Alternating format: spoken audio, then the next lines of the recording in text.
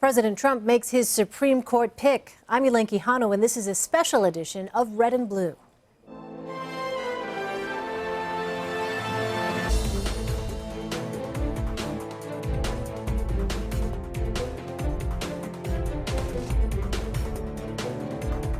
President Trump on Tuesday nominated Neil Gorsuch to replace the late Antonin Scalia on the Supreme Court. If confirmed, the 49-year-old judge would be the fifth conservative justice on the bench. Here's the president's announcement in its entirety. Today, I am keeping another promise to the American people by nominating Judge Neil Gorsuch of the United States Supreme Court to be of the United States Supreme Court. And I would like to ask Judge Gorsuch and his wonderful wife, Louise, to please step forward. Please, Louise, Judge. Here they come. Here they come.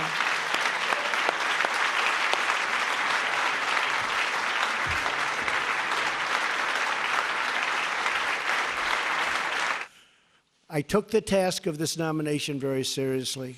I have selected an individual whose qualities define, really, and I mean closely define, what we're looking for. Judge Gorsuch has outstanding legal skills, a brilliant mind, tremendous discipline, and has earned bipartisan support. I look forward to speaking with members from both sides of the aisle, to answering their questions and to hearing their concerns. I consider the United States Senate the greatest deliberative body in the world, and I respect the important role the Constitution affords it in the confirmation of our judges. I respect, too, the fact that in our legal order, it is for Congress and not the courts to write new laws. It is the role of judges to apply, not alter, the work of the people's representatives. A judge who likes every outcome he reaches is very likely a bad judge, stretching for results he prefers rather than those the law demands. If confirmed, Judge Gorsuch would become the fifth conservative justice on the Supreme Court bench. Some background on the judge. He is 49 years old, hails from Colorado, and he earned his law degree from Harvard. Democrats are criticizing the pick. The Senate's Democratic leader, Senator Chuck Schumer, said Tuesday night Judge Gorsuch has repeatedly sided with corporations over working people, demonstrated a hostility toward women's rights, and most troubling, hewed to an ideological approach to jurisprudence that makes me skeptical that he can be a strong, independent justice on the court. Demonstrators gathered outside of the Supreme Court Tuesday night. Our cameras caught a few dozen protesters holding signs, some of them pre-printed, urging senators to oppose Gorsuch's confirmation. I want to turn now to CBS News Chief White House correspondent Major Garrett, who was in the room for the announcement. Major, what kind of early reactions are you seeing? Well, the White House is obviously very pleased with this announcement because it has unified congressional Republicans who have been a bit uneasy the last 48 to 72 hours, to put it mildly, in reaction to the, let us say, charitably uneven rollout of the president's executive order on immigration. This has knit them back together because this is a fight they want to win. This is a fight they believe in. And they believe, more importantly, Elaine, that this is a fight that President Trump, as a candidate, took to the country in an unprecedented manner in the 2016 election. Remember, in May of 2016, he released his first list of potential nominees to the court should he be elected. That list was 11. Interestingly, Neil Gorsuch wasn't on that first list of 11. He was on the second list of 10, added to that original list of 11, making it 21. But in that entire conversation during the campaign, at rally after rally I attended, Elaine, then candidate Trump said the Supreme Court is on the ballot. Not only will there be a nominee to replace Judge Antonin Scalia, but there could be 2 or 3 or 4 other vacancies on my watch. And if you want me to fill them, elect me your president. That's what happened, and that's what the Trump White House will say to the Senate and more broadly to the country as this confirmation battle begins. And this will knit together Republicans. It will knit together those in the conservative judicial community who had long been skeptical of Trump as a candidate. But when he was transparent and open about taking the Supreme Court seriously and then campaigning on its behalf on the hustings, those Republicans, particularly those on the judicial conservative side of the spectrum, and that's kind of a small knit group within the Republican Party, they really said, He is identifying our issue. He is elevating it in a way that no previous Republican nominee has. And all of our other misgivings have to be put aside because he has put a laser focus on the Supreme Court, and we're going to follow him in that pursuit. And the reaction I got in the East Room this evening after the nominee was announced, absolute, complete support. So the White House feels it is as positioned as well as it possibly can be for the nomination to succeed and ultimately prevail in the Senate, but they know they're in for a very tough fight. Major, I was struck by the fact that ahead of the actual announcement by President Trump, of course, there was reporting by our own Jan Crawford, about Neil Gorsuch being among the front runners, but the final decision was not leaked in the way that sometimes in the past, as you well know, happens in Washington. I wonder what that tells us, if anything, about the way in which this White House operates. Well, President Trump wanted no leaking of this information at all, and the White House was on complete lockdown today. I have lots of different sources in this building and outside the building, and nobody could get anywhere near the information, and nobody was in a mood to share it. It was clear that Neil Gorsuch, based on Jan Crawford, our colleagues' reporting, was the leading contender, and up until 2 or 3 minutes before the president made the announcement, he was the likely contender. I got a couple of texts literally seconds before the president said Neil Gorsuch that it was going to be Neil Gorsuch. But that's how tightly held this was. The White House knows on matters of this magnitude, not just this, but others, President Trump demands absolute security, absolute secrecy, absolute fidelity. And anyone who wanders away from that reservation on issues of this magnitude are going to hear from him directly. And it did not happen. All right, our Major Garrett at the White House for us. Major, thanks so much. Sure. I want to bring back in our panel to unpack the president's decision. CBSN political contributor and Republican strategist Hogan Gidley is in Columbia, South Carolina. Scotty Nell Hughes is the political editor at rightalerts.com and a supporter of President Trump.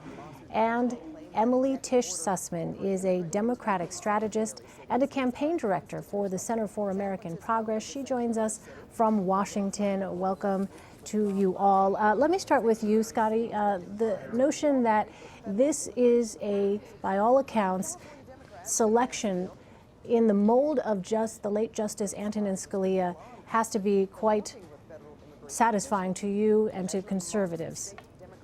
Absolutely. In fact, Senator Ted Cruz himself tweeted out that this was a home run. And it's amazing to get someone like Senator Ted Cruz and Senator John McCain to agree on anything over the past year. But they are agreeing almost immediately that this was an excellent choice. And once again, Donald Trump fulfilling a campaign promise that he made almost over a year ago when he originally released his first 21 list. So the conservatives across the board are very excited about this. This is definitely a case. It is definitely a judge that we think will continue to promote conservative cases. And the fact that he is so young is very appealing because they look at this for several generations, that he will be on there for several decades now and not necessarily have to worry about replacing him anytime soon.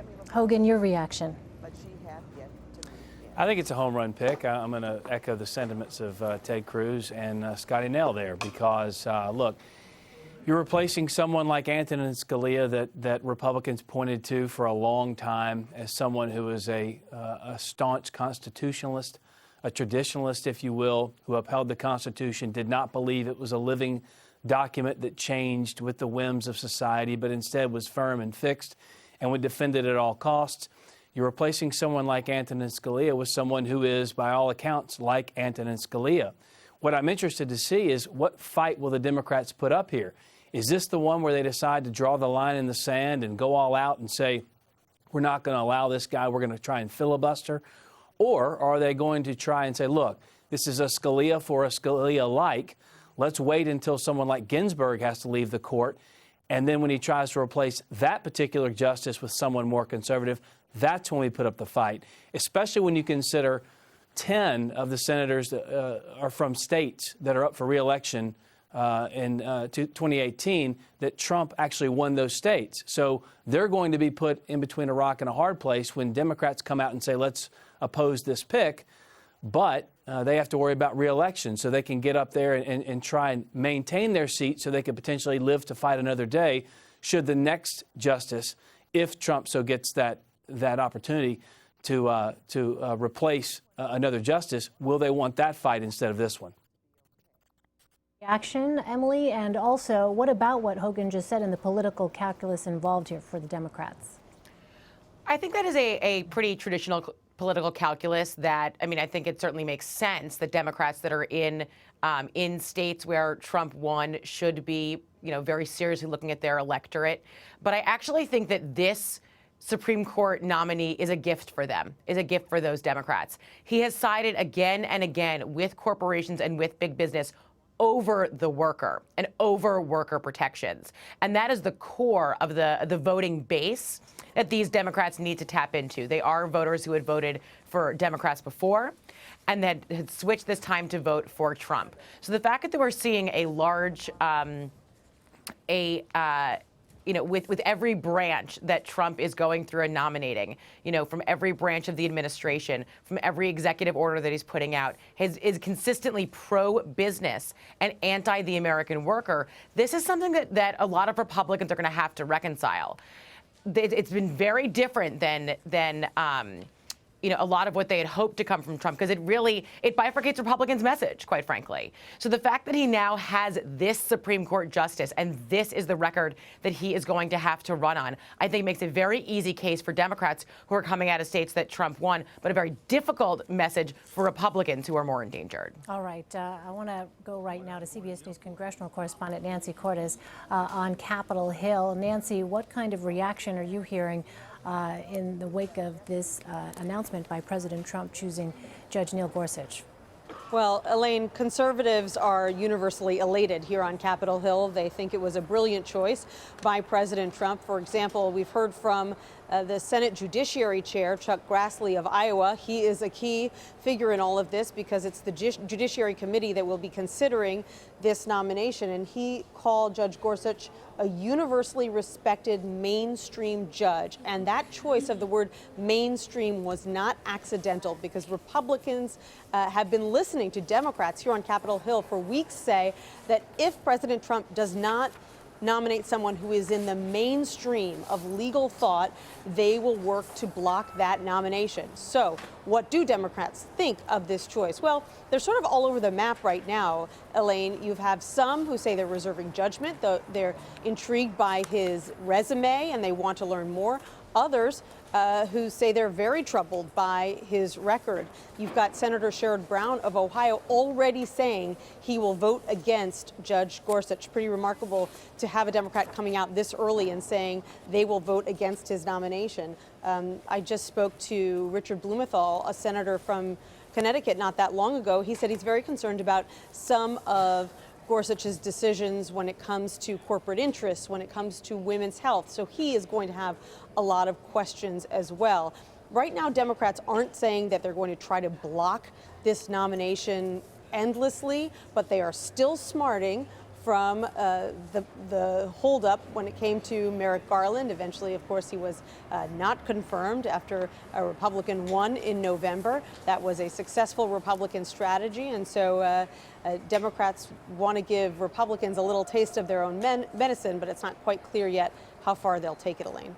All right. My thanks to Nancy Cortez, Hogan Gidley, Scotty Nell Hughes, and Emily Tish Sussman. Thank you so much for being with us. Coming up, more on President Trump's pick to be the next justice on the Supreme Court. Plus, the president's immigration ban isn't just causing fallout here in the U.S.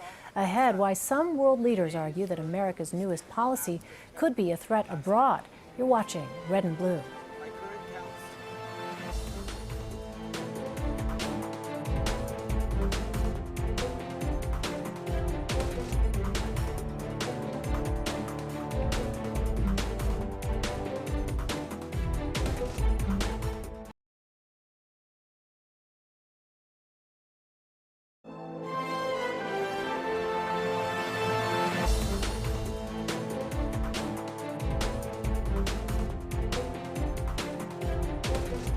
We're continuing to follow the latest political news out of Washington. President Trump has nominated Judge Neil Gorsuch to serve on the Supreme Court.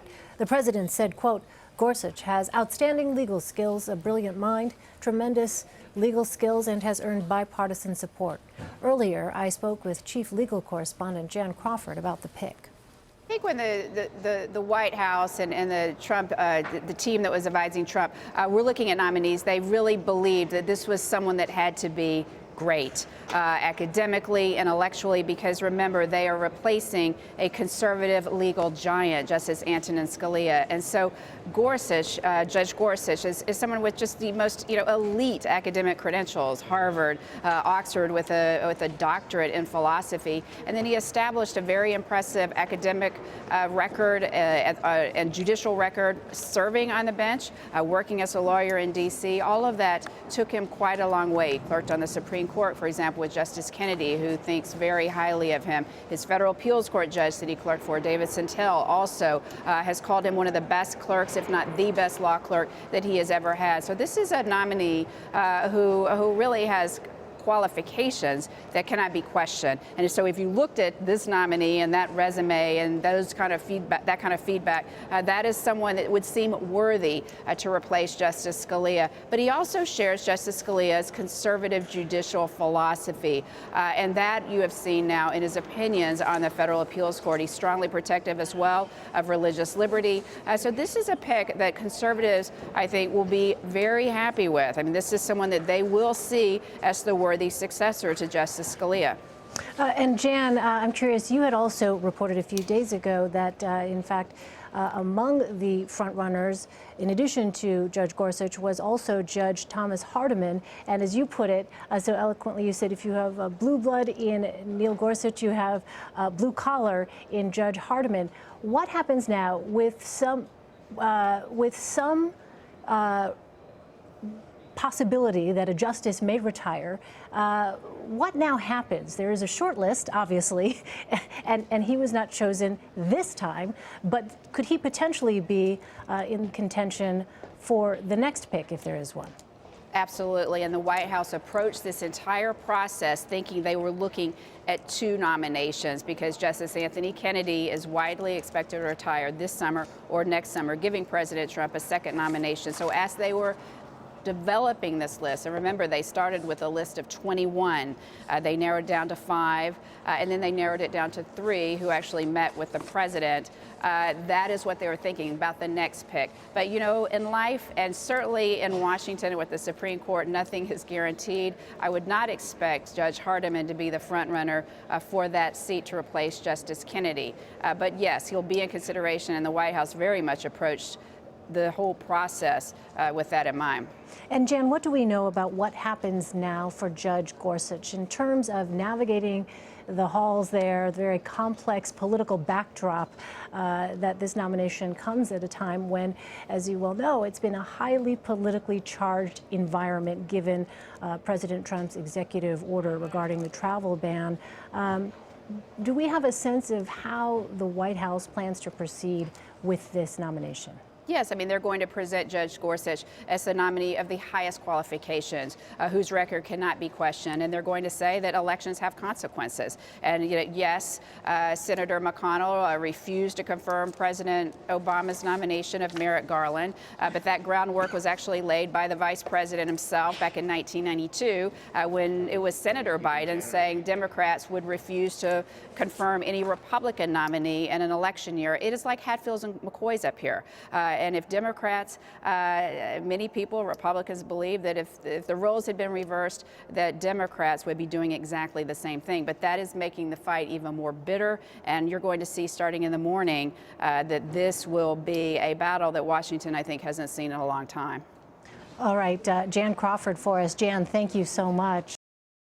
We're getting a first look at Americans' responses to President Trump's executive order on immigration. A new Reuters Ipsos poll finds 49% of adults agree with President Trump's order, while 41% say they disagree.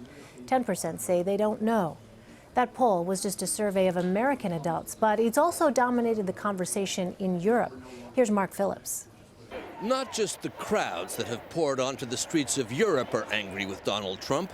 Say it loud, say it clear. Refugees are welcome here. The disenchantment has now reached the highest levels of European politics. Along with the menace of Vladimir Putin's aggressive Russia and China's military buildup in the South China Sea and militant Islam, Donald Trump's United States has become a threat to Europe, according to Donald Tusk, the president of the European Union's most powerful body. We cannot surrender to those who want to weaken or invalidate the transatlantic bond, without which global order and peace cannot survive. What frightens the EU is President Trump's support for the British to leave, expressed to Prime Minister Theresa May and for other countries to follow. That and his perceived lack of commitment to NATO, and now the refugee ban. This action is inhumane, it's racist, and it's immoral. His unpopularity is expressed in Parliament. Of this wretched man, picketing man. And a petition calling for the president's planned state visit to be cancelled has clicked up over 1.7 million signatures. Demonstrations, angry words in Parliament, petitions, condemnations from foreign leaders. The travel ban has driven yet another wedge between Donald Trump and the European allies. Donald Trump has got to go! And the fear is there's more to come. Mark Phillips, CBS News, London. Ishan Tharoor is in our Washington bureau. He's a foreign affairs reporter for the Washington Post. He has a Tuesday piece titled, "After Trump Sows Chaos, Canada Picks Up the Pieces." Also in our Washington bureau, CBS News senior political editor Steve Chigueras. All right, Ishan, I'd like to start with you. Some pretty strong language we heard in that report from the president of the European Union's most powerful body, describing the U.S. as one of the Union's external threats. What did you make of that?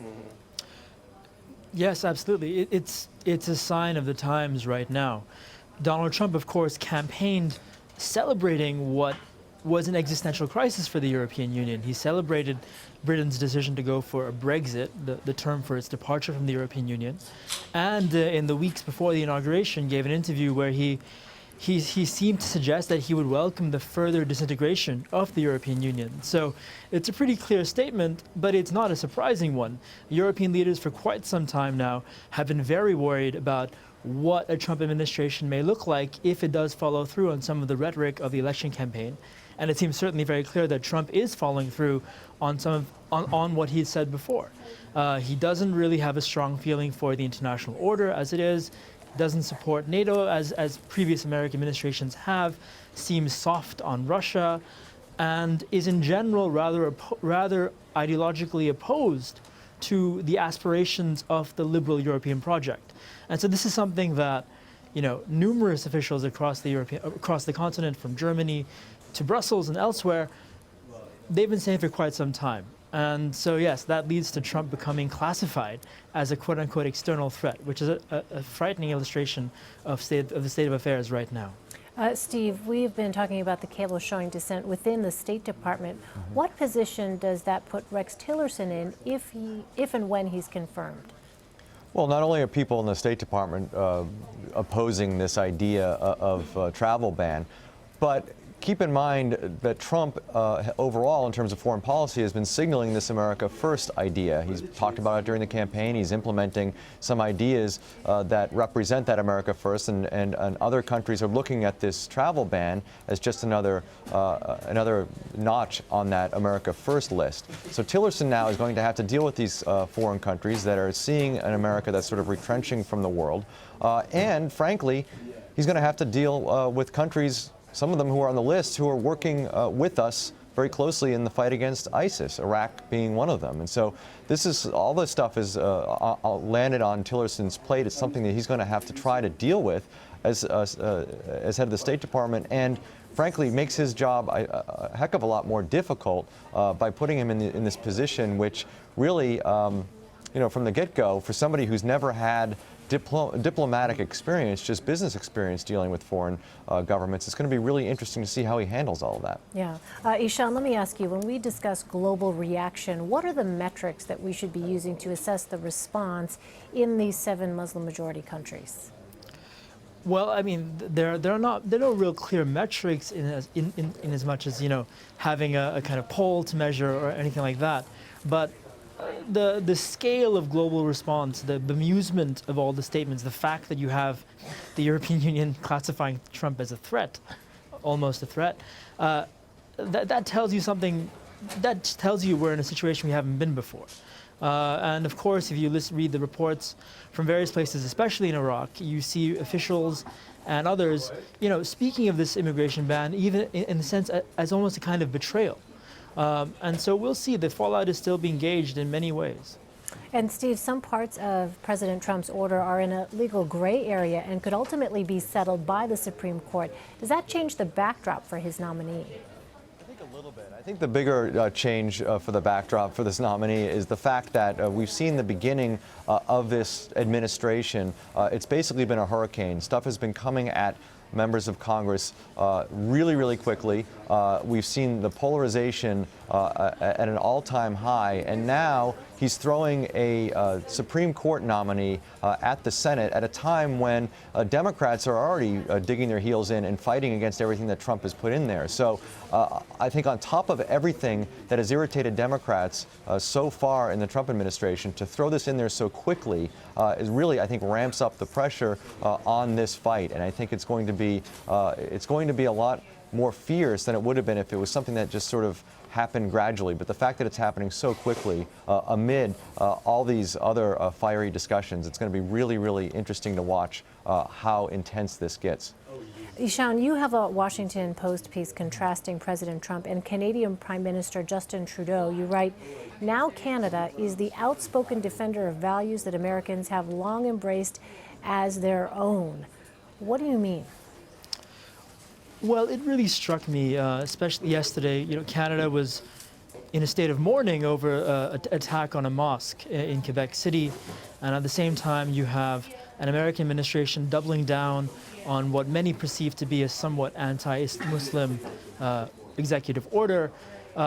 You have basically, going forward, as long as you have a Trump White House and a liberal Trudeau administration, what I think you'll be seeing is a kind of deepening contrast in political styles and values professed by both governments. As you said earlier, the America First doctrine signals a kind of retreat from the world, a retreat from at least caring about moral values, whereas the Canadian government under Trudeau has gone out of its way to champion the cause of refugees, to push a sense of to push the values of multiculturalism and tolerance on the world stage, and they've doubled down in the past year, even as other Western democracies have, in many ways, succumbed to the pressures of right-wing nationalism. The Canadians are remarkably immune to that right now. Steve, let me ask you, what are the calculations Democrats are making on President Trump's Supreme Court nominee? Well, there's a couple. So first of all, they're trying to really figure out how hard they go against this nominee in terms of the entire Democratic caucus. So if they unify and all of them resist this idea of Trump's nominee, then it could perhaps have the Republicans trigger the nuclear option, which is really taking the vote down from 60 votes for passage down to a simple majority.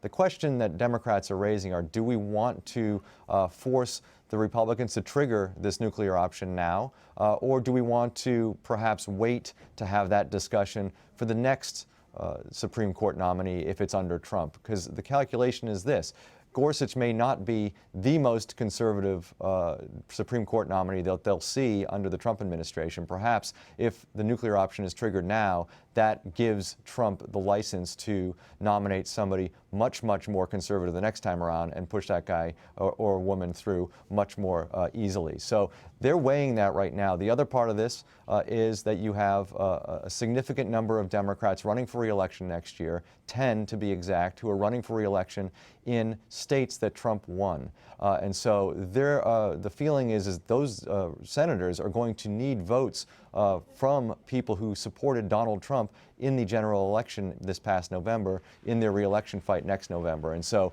the risk of alienating those voters might be a little higher if they stand up against this nominee of Donald Trump.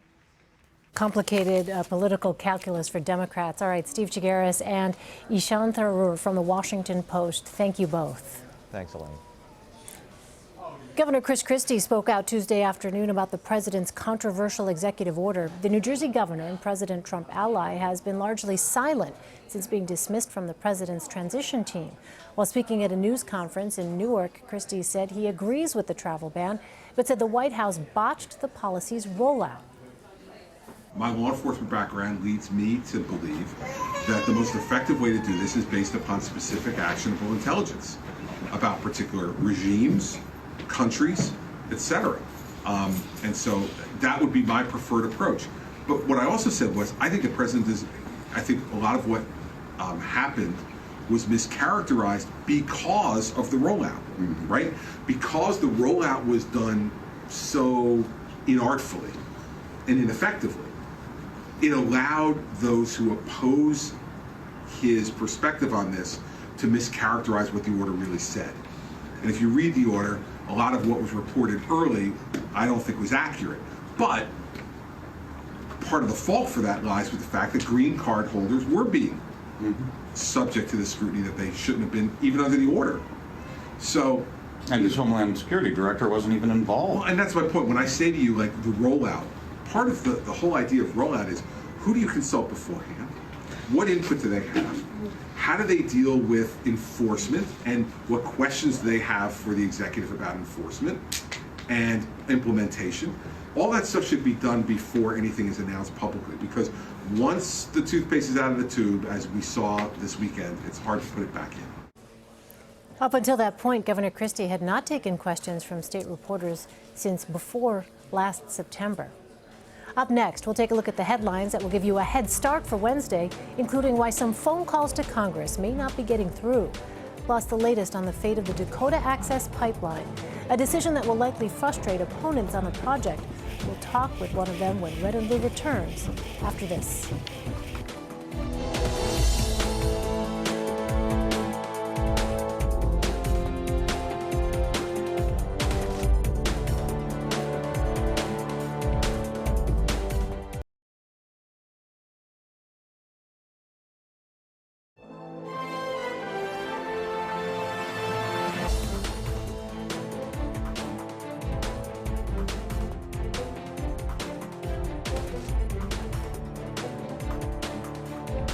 Here's a look at some of the headlines you'll be talking about on Wednesday. The Hill reports Republicans are split over President Trump's decision to keep in place an Obama administration order banning federal contractors from discriminating against LGBT workers. On Tuesday, President Trump said he would enforce Obama's protective order. Mr. Trump so far has been more conciliatory than past GOP presidents. And the Washington Post says many more people were denied entry into the United States over the weekend than President Trump originally said. On Twitter, Mr. Trump said 109 people were denied entry, but Department of Homeland Security officials said Tuesday 721 people weren't allowed to board planes to the United States. And the Washington Post also reports your calls to Congress might not be going through. A flood of phone calls about the new president and his policies are jamming up lines to lawmakers, so now they're setting up special procedures for handling the high volume of calls. North Dakota Senator John Hoeven says the acting Secretary of the Army has directed the Army Corps of Engineers to proceed with the easement needed to complete the Dakota Access Pipeline. Josh Fox is the filmmaker behind the documentary Gasland, and he joins me now on the phone. So, Josh, what does this move mean, as you understand it? Well, I mean, this is a bullying tactic. This is an illegal comment. Well, it's an illegal action. I mean, it's a comment that would result in an illegal action. What we have here is a environmental impact study that is in the process of being carried out by the Army Corps of Engineers. That, for that to be repealed, it would require an executive action. It would require a basis in law. It can't just be a statement on behalf of somebody, whoever that person is. So what this is to strike fear into the hearts of the people who are campaigning against the Dakota Access Pipeline. And it can only be seen as not only an affront to the environment and to the people who are campaigning, the water protectors, but also to the rule of law in the United States. I mean, I would hope that even though we have Donald Trump as president, that we are still a nation of laws. We are still a nation of procedure. We are still a nation where there is a way that we operate rather than by dictum and by tyranny. So, this kind of action represents a might makes right type of attitude, and it is going to be challenged in the courts, that's for sure. Whether or not this administration cares to obey the courts will either put it in line with the history of our entire democracy or outside of that into a decidedly different and much more radical territory, which is to defy the courts themselves. As I look at the statement here from North Dakota Senator John Hoeven, it says that the statement was issued after speaking today with Vice President Pence and Acting Secretary of the Army Robert Speer. It says that this will enable the company to complete the project, the Dakota Access Pipeline, which can and will be built with the necessary safety features to protect the Standing Rock Sioux tribe and others downstream. Yeah, this is another load of hogwash. I mean, we've had 3,300 major pipeline spills and ruptures in the United States between 2010 and 2015. The pipeline industry operates as with a permanent state of criminal negligence. And they do so because they have politicians like Mike Pence, like other people who do the bidding of the Koch brothers in the oil industry, to just go out there and basically lie. So what you're seeing right here is a willingness to attack on all fronts. We're seeing an America that's totally in crisis as a result of the onslaught of extreme right-wing policies. Our airports are flooded with protesters. We had 5,000 people in New York City alone and protests all across the nation against the Dakota Access Pipeline. It doesn't matter that a senator from North Dakota says it's so. It doesn't make it legal. And if this administration continues to fly in the face of what has made this nation great, which is the rule of law and democracy, then they will continue to see people in the streets opposing those orders with their bodies, with their consciences, and with their spirits. Because when an administration or some public official decides to disobey not only the rule of law, but morality, it is up to the citizenship itself to say, no, we are citizens. We are the ultimate arbiters of justice. We are going to be in the streets, and we're going to oppose this. And I think that's what's going to happen. So what happens now, you think, Josh? As I'm looking at this statement here, it says in part, we are also working with the Corps, the Department of Justice, the Department of Interior, and the Department of Homeland Security to secure additional federal law enforcement resources to support state and local law enforcement. It says also the Standing Rock Sioux Tribal Council has asked the protesters to leave the campsite on Corps land. Well, there are a number of different camps, and that's a technicality. There are parts of the camps that are still very much open. There's a cleanup going on right now, which is necessary. That part of the camp is in a floodplain, so it actually has to move. But that's not to say that they don't support the water protectors and the protesters. That would be to misstate. What I would say is, look, I mean, these guys are in the process of consolidating power in the way an administration never has before. And I will add that it is at the helm of known white supremacist Steve Bannon, who is following a playbook that is truly terrifying. It is how authoritarianism and fascism appears in America today in the consolidation of these powers. We have the Department of Homeland Security. You have, the National Security Council now, with a very small group of people who seek to wield all authority in the United States. That is not the way this country runs. It is up to us as citizens to oppose those kinds of things, whether it's the ban on Muslims, which again is also illegal, it's not immoral, without question racist, and it is the same question here with indigenous sovereignty. You cannot just bulldoze a nation like the Standing Rock Sioux tribe and say, oh, any oil company, whether they're transporting foreign or American oil, it doesn't matter, for export, for domestic use, we're just going to bulldoze through their water supply. These people have a real point. They're saying we don't want a leaky oil pipeline underneath our only source of water, the Missouri River, which also, by the way, provides water to 18 million people. So even though you have a crazed, out-of-control cabal of white supremacists in the White House saying that we should do this, doesn't make it right, doesn't make it legal, and it will only add to inflame people in the streets right now in a way that we haven't seen, I think I've never seen in my whole lifetime. All right, Josh Fox, thank you very much for your perspective. Thank you. Coming up after the break, the latest on the suspect charged in the mosque attack in Quebec City. Our Anna Werner is there. You're watching Red and Blue only on CBSN.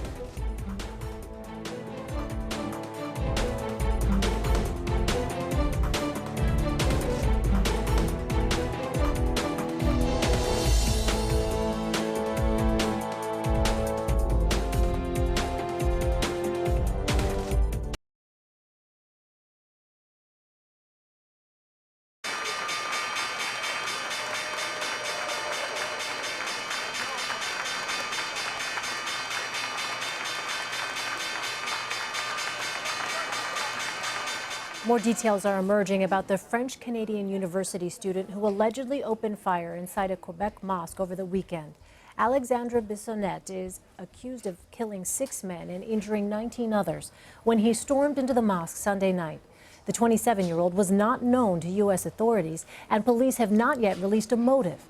Anna Werner has more on the gunman's political history. Well, tonight we're learning more about 27-year-old Alexandre Bissonnette, the Laval University student who had a right-wing ideology, according to people who knew him. We talked to one man who runs a refugee center here, trying to help refugees coming in from countries around the world.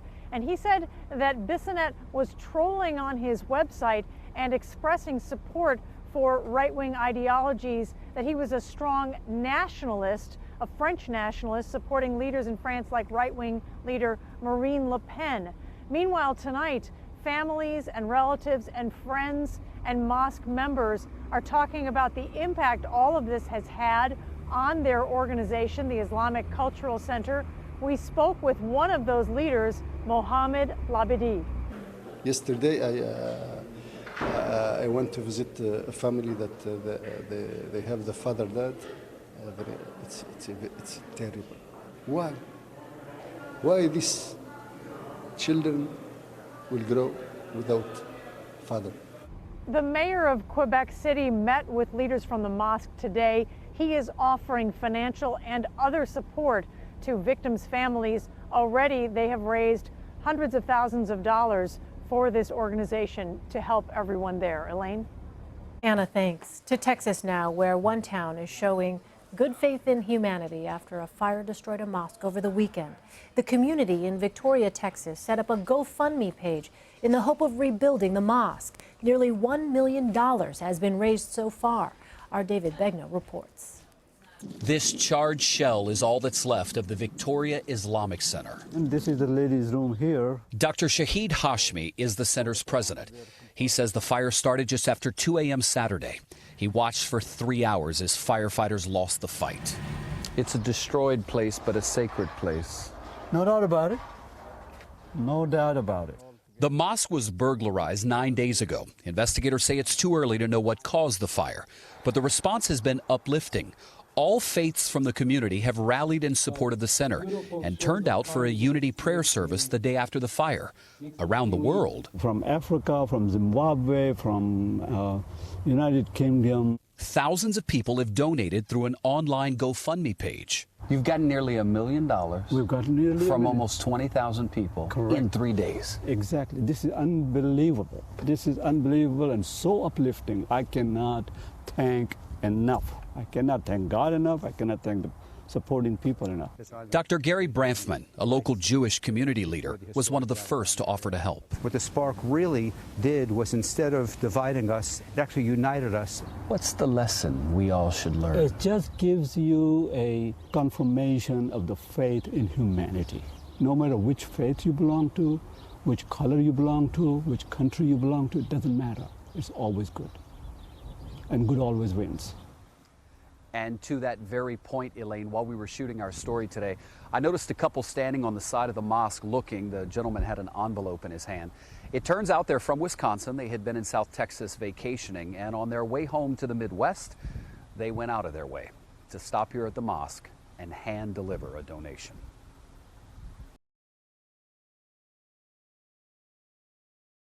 Democrats in Congress are pushing back against President Trump's Supreme Court pick Neil Gorsuch.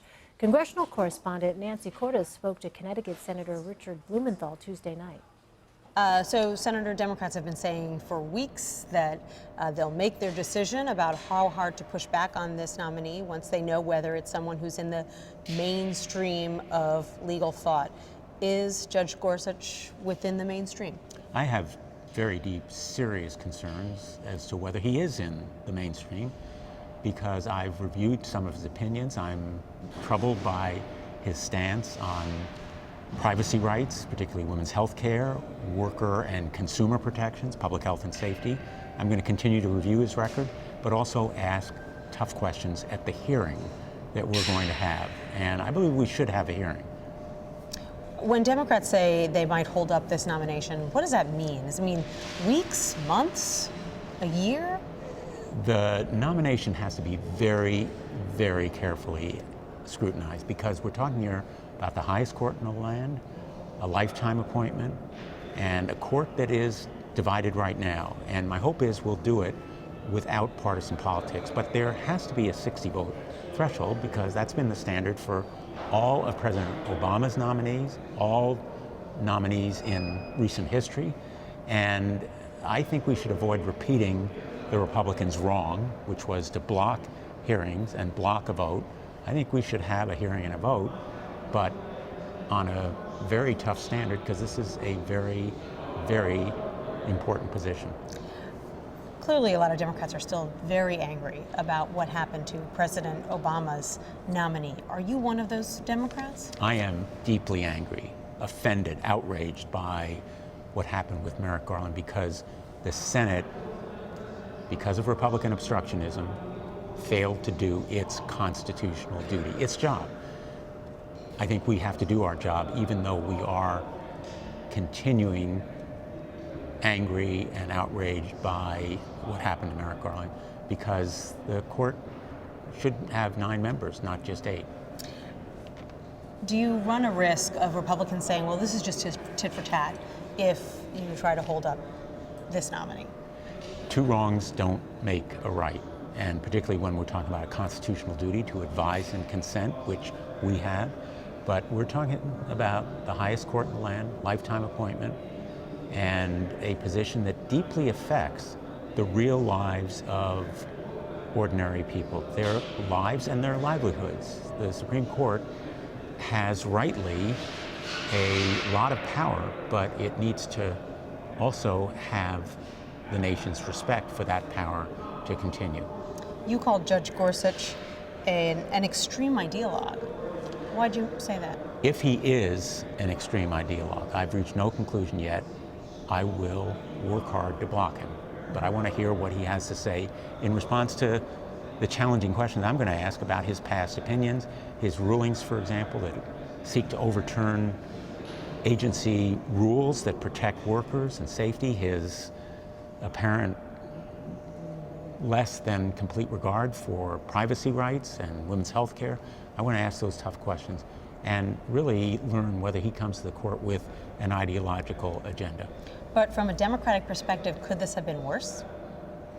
There's always worse, but there may be better, and President Trump may do better if we find that this candidate or nominee is out of the mainstream and therefore should be rejected. Thank you so much, Senator. Thank you. The ranking Senate Democrat is also speaking out against Gorsuch. In a statement, Senator Chuck Schumer said Judge Gorsuch has repeatedly sided with corporations over working people, demonstrated a hostility toward women's rights, and most troubling, hewed to an ideological approach to jurisprudence that makes me skeptical that he can be a strong, independent justice on the court. Coming up in our next hour, we'll have much more on Neil Gorsuch, President Trump's pick to be the next Supreme Court justice. We'll hear from Gorsuch himself and how Democrats might respond to the pick. That's after the break. This is Red and Blue.